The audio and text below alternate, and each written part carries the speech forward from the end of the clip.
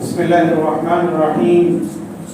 قال الله تعالى في كتابه المجيد: إن إبراهيم كان أمة قانتا لله حنيفا ولم يكن من المشركين شاكرا لأنعمه اجتباه وهداه إلى صراط مستقيم. صدق الله العظيم. حضرات، ذی الحجہ کا یہ مہینہ جس میں ہم سب ابراہیم علیہ السلام کی یادگار مناتے ہیں، یہ مہینہ ابراہیم علیہ السلام کے کارناموں کی یادگار اللہ تبارک و تعالیٰ نے ان کو بہت سے خصوصیات سے نوازا تھا، بہت سے خوبیوں کے وہ مالک تھے۔ ان کی بہت بڑی خصوصیت یہ تھی کہ وہ توحید کے امام تھے اور توحید کے سب سے بڑے پرستار اور داعی تھے۔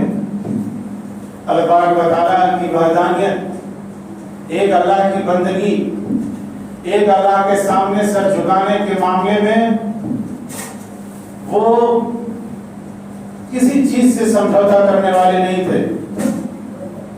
وہ زندگی بھر اللہ تبارک و تعالیٰ کی بندگی کی دعوت دیتے رہے، ایک اللہ کی طرف بلاتے رہے، اور اس معاملے میں انہوں نے اپنے خاندان، اپنے سماج، اپنے ماحول سب کی مخالفت کو برداشت کیا۔ اس لیے اللہ تبارک و تعالیٰ نے ان کے بارے میں فرمایا کہ وہ اپنی ذات میں ایک امت تھے، اپنی ذات میں ایک انجمن تھے۔ ان ابراہیم کان امۃ قانتا للہ حنیفا ولم یکن من المشرکین۔ ابراہیم علیہ السلام ایک امت تھے۔ امت کا مطلب یہ کہ ان کے اندر بہت ساری خصوصیات تھیں، بہت ساری خوبیاں تھیں، جو خوبیاں کسی بھی قوم کے لیے جو عزت اور سربلندی کے ساتھ اس دنیا میں زندگی گزارنا چاہتی بہت ضروری ہیں۔ تو ابراہیم علیہ السلام بہت سی خوبیوں کے مالک تھے۔ قانتا للہ حنیفا، وہ اللہ تبارک و تعالیٰ کے فرما بردار تھے، اللہ تبارک و تعالیٰ کی غلامی کرنے والے تھے۔ ان کی زندگی کا مقصد اللہ کی غلامی اور فرما برداری تھا۔ وَلَمْ يَكُنْ مِنَ الْمُشْرِكِينَ، اور وہ شرک کرنے والوں میں سے نہیں تھے۔ وہ اللہ کی ذات میں کسی کو شرک نہیں کرتے تھے، وہ اللہ کی صفات میں کسی کو شرک نہیں کرتے تھے۔ وہ توحید پر اور اللہ کی وحدانیت پر اور ایک اللہ کی بندگی پر مضبوطی کے ساتھ جمنے والے تھے اور اس پر ڈٹنے والے تھے، چاہے حالات کتنے ہی مخالف کیوں نہ ہو۔ شاکر لانعمہ، اللہ تبارک و تعالیٰ کی نعمتوں کے وہ شکر گزار تھے۔ جو نعمتیں اللہ تبارک و تعالیٰ نے ان کو دی تھی، ان میں وہ دوسروں کو بھی شریک کرتے تھے۔ یہ شکر کا اصل مطلب ہوتا ہے کہ زبان سے بھی اللہ کا شکر ادا کیا جائے، اور جو نعمت اللہ نے دی ہے اس نعمت سے دوسروں کو فائدہ پہنچایا جائے، یہ اصل شکر ہے۔ شکر کا مطلب لوگ سمجھتے ہیں کہ ہر بات میں الحمدللہ کہا جائے، یہ بھی شکر ہے، لیکن شکر کا صرف یہی مطلب نہیں ہے۔ اگر آپ کے پاس دولت ہے تو آپ اپنی دولت سے دوسروں کو فائدہ پہنچائیے، یہ دولت کا شکر ہے۔ اگر آپ کے پاس زبان ہے، آپ اپنی زبان سے صحیح بات بولیے، لوگوں کے سامنے لوگوں کی صحیح رہنمائی کیجیے، یہ زبان کا شکر ہے۔ اگر آپ کے پاس دماغ ہے، عقل اللہ تبارک و تعالیٰ نے آپ کو دی ہے، تو آپ اپنی عقل سے لوگوں کی صحیح رہنمائی کیجیے، صحیح مشورے دیجیے، یہ عقل کا شکر ہے۔ غرض جس نعمت سے اللہ تبارک و تعالیٰ نے آپ کو نوازا ہو، آپ اپنی ذات سے دوسروں کو فائدہ پہنچانے کی کوشش کیجیے بغیر کسی فائدے کے، ورنہ وہ رشوت ہے۔ بغیر کسی سے کچھ لیے ہوئے آپ اپنی ذات سے دوسروں کو فائدہ پہنچائیے۔ یہ انبیاء کرام کی سب سے بڑی خصوصیت ہے، اور ابراہیم علیہ السلام اس خصوصیت کے امام تھے۔ ابراہیم علیہ السلام کے بارے میں یہ فرمایا گیا کہ بہت زیادہ مہمان نواز تھے، بغیر مہمان کے وہ کھانا نہیں کھاتے تھے۔ حضور اکرم صلی اللہ علیہ وسلم نے ان کو کریم کا لقب دیا کہ وہ ان کے اندر بہت زیادہ کرم کا مادہ تھا، کرم کی صفات ان کے اندر موجود تھی، اور قرآن کریم میں بھی اللہ تبارک و تعالیٰ نے ان کی صفت کرم کا تذکرہ کیا ہے۔ تو وہ مہمان نوازی کرنے والے تھے۔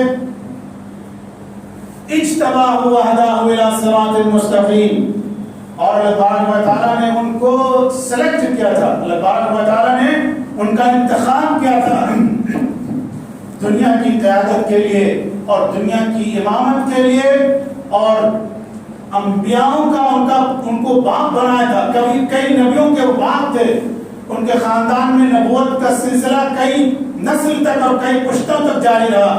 ابراہیم علیہ السلام ابو الانبیاء تھے، ان کے خاندان میں کئی انبیاء گزرے، تو یہ امامت جو ان کو دی گئی اور یہ نبوت جو ان کو دی گئی، یہ اللہ تبارک و تعالیٰ کی طرف سے خاص طور سے ان کو عطا کی گئی۔ نبوت ایک خالص وہ نعمت ہے جو اللہ تبارک و تعالیٰ کی طرف سے عطا کی جاتی ہے، اس میں انسان کا کوئی دخل نہیں ہوتا، یہ خالص اللہ کا سلیکشن ہوتا ہے، یہ الیکشن نہیں ہوتا ہے جمہوری ملکوں کی طرح، یہ سلیکشن ہوتا ہے، اور سلیکشن بھی کسی عام انسان کا نہیں ہوتا، اس کا فیصلہ آسمان سے کیا جاتا ہے، اور اس کا فیصلہ اللہ تبارک و تعالیٰ خود کرتا ہے کہ وہ کس کو نبی بنائے گا اور کس کو نبی نہیں بنائے گا۔ وَلَقَدْ اسْتَفَيْنَاهُ فِي الدُّنْيَا وَإِنَّهُ فِي الْآخِرَةِ لَمِنَ الصَّالِحِينَ۔ اللہ تبارک و تعالیٰ ابراہیم علیہ السلام کے بارے میں فرماتا ہے کہ ہم نے ان کو منتخب کیا تھا، اور وَإِنَّهُ فِي الْآخِرَةِ لَمِنَ الصَّالِحِينَ، اور آخرت میں بھی ان کا شمار نیک لوگوں میں ہوگا، اور دنیا میں بھی ان کا شمار نیک لوگوں میں ہوا اور ان کی زندگی میں ہوتا تھا۔ ان کے لیے نیکی کا ثبوت اس سے بڑھ کے کیا ہو سکتا ہے کہ خود حضور اکرم صلی اللہ علیہ وسلم کو ان کے خاندان سے مبعوث کیا گیا۔ حضور نے فرمایا کہ میں اسماعیل کی اولاد ہوں، میرے باپ ابراہیم علیہ السلام تھے، اسماعیل علیہ السلام کی اولاد سے اللہ تبارک و تعالیٰ نے حضور اکرم صلی اللہ علیہ وسلم کو پیدا کیا۔ یہ ابراہیم علیہ السلام کی نسل کے لیے اور ان کے خاندان کے اعزاز کے لیے کافی ہے کہ وہ کئی نبیوں کے باپ تھے اور کئی نبیوں کے وہ نبی تھے۔ وہ اللہ تبارک و تعالیٰ کے سامنے بہت زیادہ آوازاری کرنے والے تھے۔ ان ابراہیم لحلیم اوّاہ منیب، وہ صدیقیت کے مقام پر فائز تھے۔ ان ابراہیم کان صدیقا نبیّا، وہ نبی بھی تھے اور صدیق بھی تھے۔ صدیق کا مطلب یہ ہوتا ہے کہ ان کے قول میں اور ان کے عمل میں کوئی تضاد نہیں تھا، کوئی کنٹراڈکشن نہیں تھا، جو بولتے تھے وہی کرتے تھے اور جو کرتے تھے وہی بولتے تھے۔ ان کے گفتار میں اور ان کے کردار میں کوئی ڈیفرنٹ نہیں تھا، کوئی فرق نہیں تھا۔ جتنا وہ صاف اندر تھے اتنا ہی صاف وہ باہر تھے، جتنا ان کا دل صاف تھا اتنا ہی ان کا عمل بھی صاف تھا، ان کا اخلاق بھی صاف تھا، ان کا کردار بھی صاف تھا۔ اور اللہ تبارک و تعالیٰ نے ان کے بارے میں فرمایا کہ وہ قلب سلیم کے مالک تھے۔ اذ جاء ربہ بقلب سلیم، ابراہیم علیہ السلام جب اپنے رب کے سامنے پہنچے تو قلب سلیم کے ساتھ پہنچے، یعنی ایسا دل لے کر کے پہنچے جس دل میں کوئی نفاق نہیں تھا، جس دل میں دوسرے کے لیے بدخواہی کا کوئی جذبہ نہیں تھا، جس دل میں حسد نہیں تھا، جس دل میں کینہ نہیں تھا، جس دل میں دوسروں کے لیے کوئی برائی نہیں تھی۔ وہ ساری انسانیت کے لیے ہمدرد تھے، ساری انسانیت کے لیے خیرخواہی کرنے والے تھے، ساری انسانیت کے لیے مہربان اور مشفق تھے۔ ابراہیم علیہ السلام قلب سلیم کے مالک تھے، اور قلب سلیم کی خصوصیت سے اللہ تبارک و تعالیٰ نے ان کو متصف کیا تھا اور ان کو نوازا تھا۔ مسلمانوں سے کہا گیا کہ تم ملت ابراہیمی کے نقش قدم پر چلو، ابراہیم علیہ السلام کا جو طریقہ تھا اس طریقے کو تم فالو کرو، اس راستے پر چلو جو ابراہیم علیہ السلام کا راستہ تھا۔ ملت ابیکم ابراہیم हुव सम्माकुम المسلمین, تم کو مسلمان کا نام جو ملا ہے وہ اس لیے ملا ہے کہ تم ابراہیم علیہ السلام کے نقش قدم پر چلنے والے ہو. ابراہیم علیہ السلام سب سے بڑے مسلمان تھے. مسلمان کا مطلب یہ تھا اپنے آپ کو سرنڈر کر دینا اللہ کے حکم کے سامنے, اللہ کی مرضی کے سامنے, اللہ کی خواہش کے سامنے. ابراہیم علیہ السلام نے اللہ کی مرضی کے سامنے اپنے بیٹے کو قربان کر دیا اور اپنے آپ کو سرنڈر کر دیا. اسی لیے ان کو مسلمان کہا گیا, بلکہ مسلمانوں کا ان کو امام بنایا گیا. اور دنیا کے سارے مسلمانوں سے یہ کہا گیا کہ اگر تم کسی مسلمان کو اپنا آئیڈیل بنانا چاہتے ہو تو ابراہیم علیہ السلام کو اپنا آئیڈیل بناؤ. اور ساری دنیا کے مسلمانوں کے لیے آپ کو امام بنایا گیا اور رہنما اور لیڈر بنایا گیا.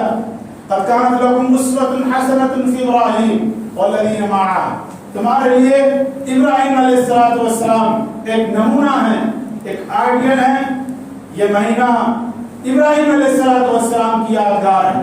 ان کے کارناموں کی برسی منائی جاتی. حج بھی ابراہیم علیہ السلام کی یادگار, قربانی بھی ابراہیم علیہ السلام کی سنت. تو اس مہینے کا تقاضا صرف یہ نہیں ہے ابراہیم علیہ السلام کی جو قربانی کی سنت ہے اس قربانی سے اس کو زندہ کیا جائے, بلکہ ابراہیم علیہ السلام کی جو خصوصیات ہیں ان خصوصیات کو ایڈاپٹ کرنے کی, ان کو اختیار کرنے کی کوشش کی جائے. یہ اصل اس مہینے کا پیغام ہے اور یہ اس مہینے کا تقاضا ہے. اللہ تبارک و تعالی ہم سب کو توفیق عطا فرمائے. وآخر دعوانا الحمد للہ رب العالمین.